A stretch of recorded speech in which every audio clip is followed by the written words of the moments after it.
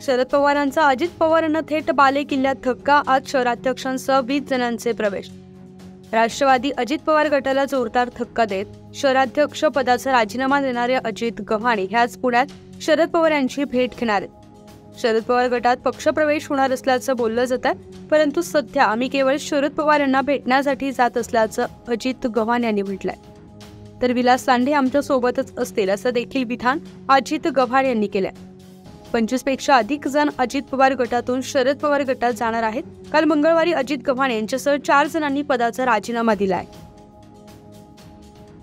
शरद पवारांना भेटायला निघालात, काय सांगा? काल आम्ही एक भूमिका घेतली।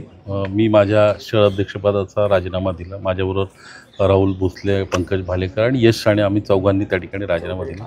आम्ही काही दिवसापूर्वी आदरणीय पवार साहेबांना त्या ठिकाणी भेटलो होतो आणि आमची भूमिका त्या ठिकाणी साहेबांपुढे मांडली होती। आजही आम्ही पवार साहेबांचा आशीर्वाद घेण्यासाठी त्या ठिकाणी जाणार आहोत आणि पवार साहेब ज्या पद्धतीने पुढची दिशा देतील त्याप्रमाणे आम्ही सर्वजण काम करणार आहोत। एक मेसेज व्हायरल होतं, त्यामध्ये तुम्ही आजच प्रवेश करणार असल्याचे सांगितले। सोबत किती जण आहेत? नाही, सोबत सर्वच आहेत। भोसरी विधानसभेमधले सगळेच आजी माजी नगरसेवक आणि सगळे पक्षाचे प्रमुख पदाधिकारी, कार्यकर्ते हे आमच्या सोबत आहेत आणि त्या ठिकाणी आम्ही भेटणार आहोत आणि साहेबांच्या भूमिकेमध्ये साहेब ज्या पद्धतीने पुढची दिशा देतील त्याप्रमाणे आम्ही ठरवणार आहोत। विलास लांडे यांचे नाव त्या मेसेजमध्ये व्हायरल होते, ते तुमच्यासोबत आहेत का? आज येणार?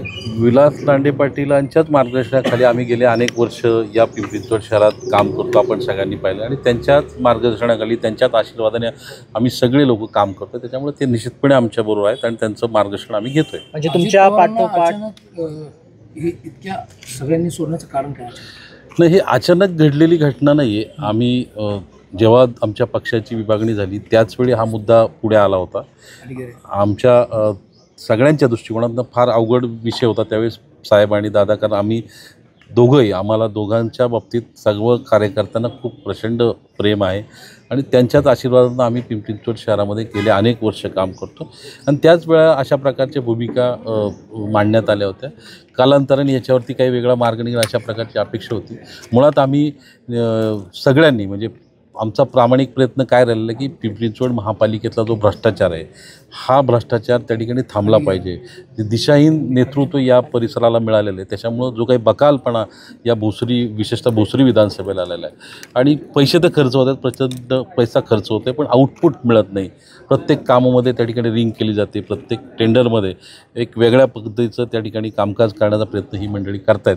त्याच्यामुळे याच्या विरोधात आम्ही सातत्याने आवाज उठवत होतो आणि ही दादांनासुद्धा आमची भूमिका सातत्याने, त्याच्यामुळं आमची भूमिका क्लिअर होती पहिल्यापासून की आम्ही कुठल्याही पद्धतीत विद्यमान आमदारांचं काम करणार नाही। एक शेवटचा प्रश्न असा आहे की दादांनी लोकसभेमध्ये पूर्ण भोसरी असेल किंवा आसपासच्या परिसरामध्ये तुमच्यावर पूर्ण विश्वास टाकला होता आणि गेल्या काही वर्षांपासून तुमच्यासह सगळ्याच जे तुमच्या बरोबर आहेत त्या सगळ्यांवर विश्वास टाकला होता। असं असताना दादांना तुम्ही आता भेटून आलायत का?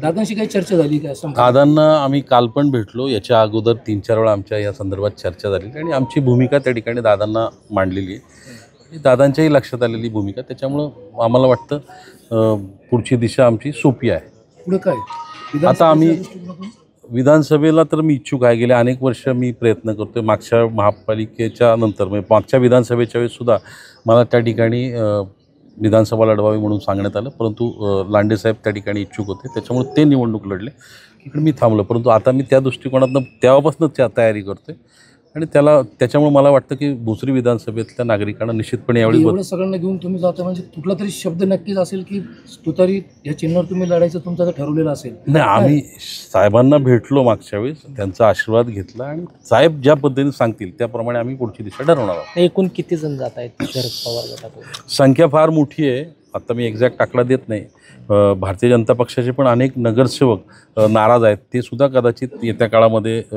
पवारसाहेबांच्या राष्ट्रवादी येतील अशी अपेक्षा आहे आणि त्याच्यामुळे खूप मोठी संख्या आहे। राष्ट्रवादीचे सगळेच आहेत नगरसेवक, माजी आजी आणि सगळे पक्षाचे प्रमुख पदाधिकारी, कार्यकर्ते। खरं तर तुम्ही शरद पवार गटात जाणारच आहात, मात्र तुमच्या पाठोपाठ भोसरीचे माजी आमदार विलास लांडे येतील असा विश्वास आहे का शरद पवार गटात? हो, मला विश्वास आहे आणि त्यांच्या मार्गदर्शनाखालीच आम्ही सगळेजण गेले अनेक वर्ष काम करतो आहे, त्याच्यामुळे त्यांच्या माध्यमातून या ठिकाणी आम्ही सगळं पुढची दिशा ठरवणार आहोत।